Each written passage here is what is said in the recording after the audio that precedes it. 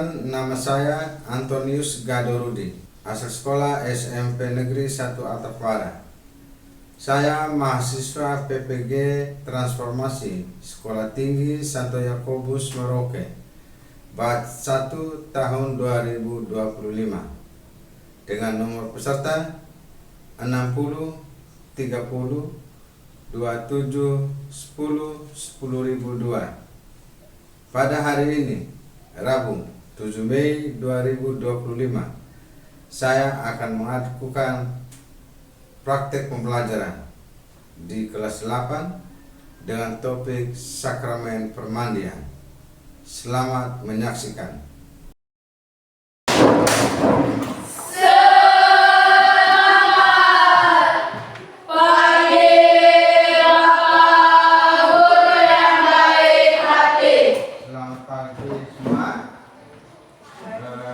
Masih semangat? Masih semangat luar biasa. Baik, anak-anak sekalian, hari ini kita sebelum memulai pelajaran, mari kita awali dengan doa. Silakan salah satu untuk memimpin doa. Marilah kita siapkan hati dan batin kita untuk berdoa dalam nama Bapa, dalam nama Putra, dalam nama Allah Bapa dalam surga, puji dan syukur kami panjatkan hadirat-Mu atas berkat dan penyertaan-Mu pada malam tadi hingga pagi hari ini. Sekarang kami akan mengikuti kegiatan belajar mengajar kami. Selalu Roh Kudus-Mu ke dalam hati dan pikiran kami, agar apa yang dijelaskan oleh Bapak dan Guru dapat dimengerti oleh kami dan dapat menyertai kami. Nama-Mu kami puji kini dan sepanjang masa. Amin. Dalam nama Bapa, Dengar nama dan yang namanya dipanggil dijawab hadir.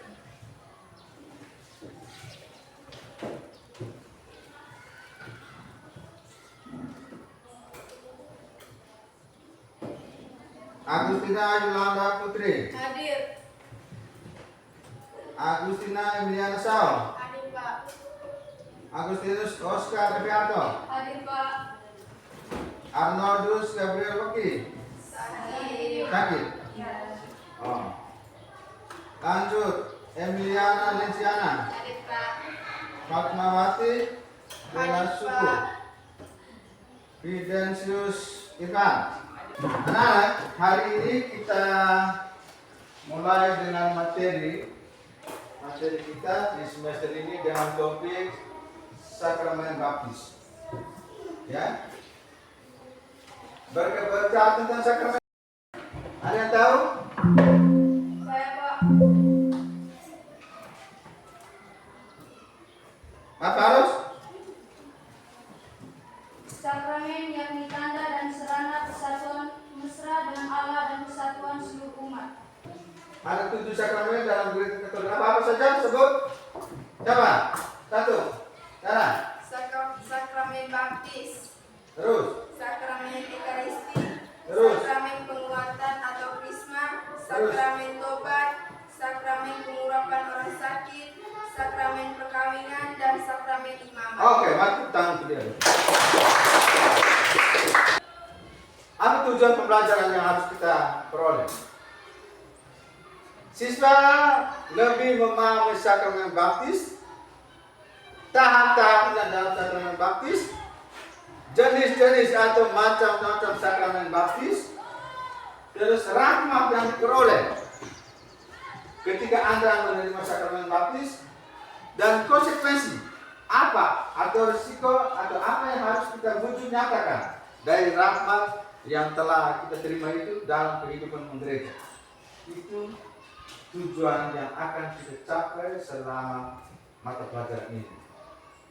Dan tujuan-tujuan itu yang akan kita masuk di dalam pembahasan di dalam materi ke depannya untuk 1 jam pelajaran ini, sehingga kita terarah dengan tujuan ini. Ada pertanyaan pemati. Apa yang dimaksud dengan sakramen?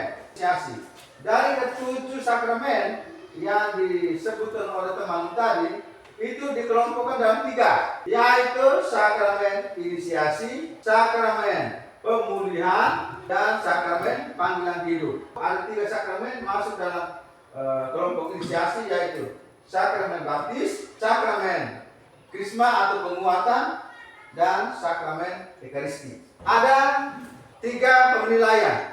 Yang pertama, penilaian dari awal kesiapan kita seperti apa. Yang kedua, selama proses, dengan penilaian akhir topik atau penilaian sumatif. Nanti ini dibuatkan dalam bentuk lembaran kerja, nanti sebentar dibagikan apa yang perlu dikerjakan. Di dalam gereja ada 3 baptis, yaitu baptis bayi, baptis dewasa, dan baptis darurat. Nah, selain itu jenis-jenis ada juga tahap-tahap dalam sakramen baptis, yaitu tahap prakatekumenan, katekumenan, persiapan akhir, dan mistagogi. Setelah melewati tahap ini dulu, baru seseorang bisa dibaptis.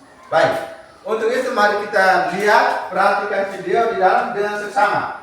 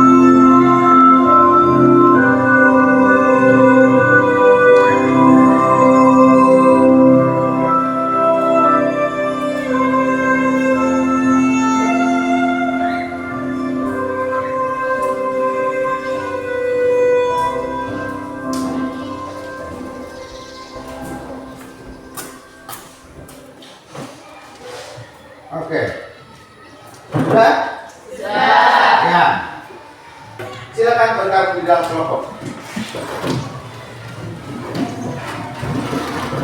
Tetapi jangan duduk, tetap berdiri. Silakan dalam kelompok tetap berdiri. Oke.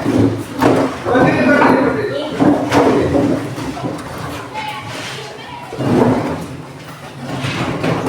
Nah, di samping, jangan tengah, di samping meja, di samping meja. Di samping meja.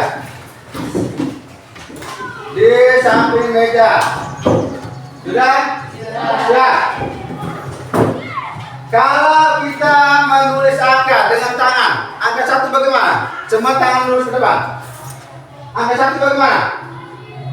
Tulis angka 1 bagaimana? Angka 2? Angka 3? Angka 4? Angka 5? Angka 6? Oke. Jadi 1, 2, 3, 4, 5. Benar. Sekarang tangan di belakang. Tulis angka dengan menggunakan kepala dan badanmu. 1, 2, 3, 1. Baru 1. Udah 1. Ulang. Angka 2. Angka 2. Angka 2. Ini kata sedang bungkus-bungkus. Angka 3. Angka 3. Angka 3. Tulis dengan kepala, bukan dong. Berguna dengan kepala. Angka 3 bagaimana? Nah, 4. 5. Ini mau ketawa berkata. Lucu sudah. Ulang dari apa? Tulis angka 1. Angka 2. 3. Oke, cukup. Nanti kamu lihat pacar nanti. Nah, silakan bergabung di dalam kelompok masing-masing.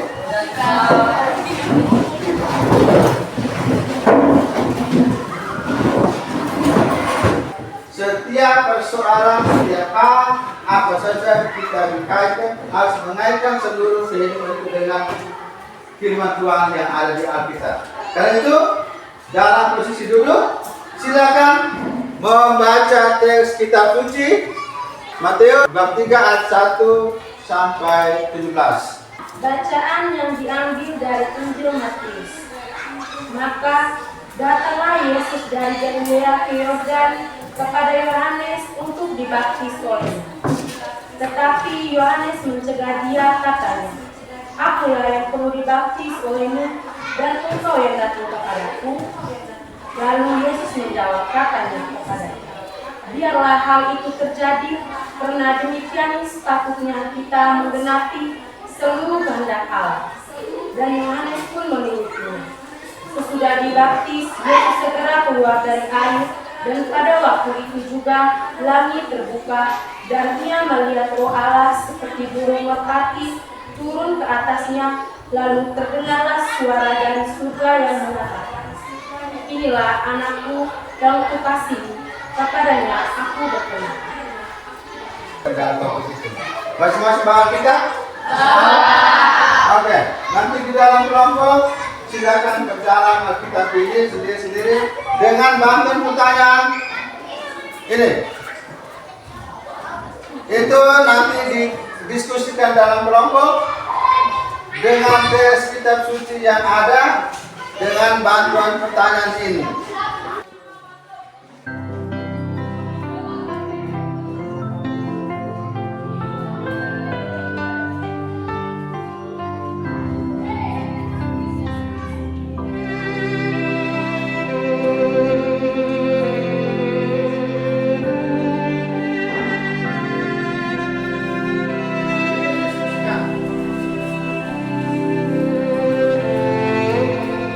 Mencari sumber dari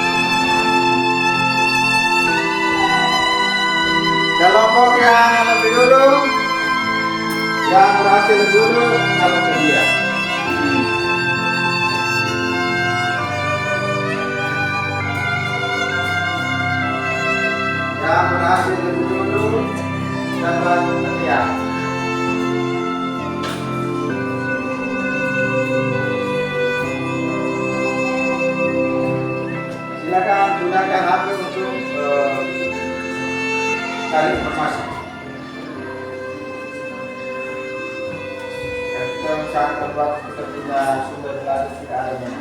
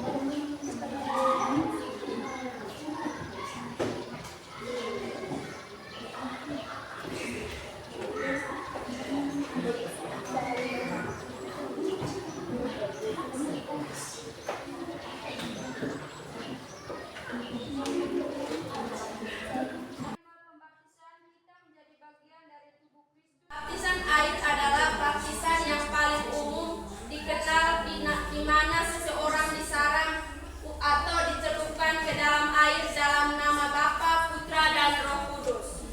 2. Baptisan keinginan. Baptisan keinginan adalah bentuk pembaptisan yang tidak dilakukan secara fisik dengan air, tetapi seseorang yang memiliki keinginan kuat untuk menjadi bagian dari gereja. 3. Baptisan darah. Baptisan darah adalah bentuk pembaptisan yang terjadi ketika seseorang mati karena iman mereka kepada Kristus. Nomor 4. Sarana-sarana apakah yang digunakan dalam sakramen permandian?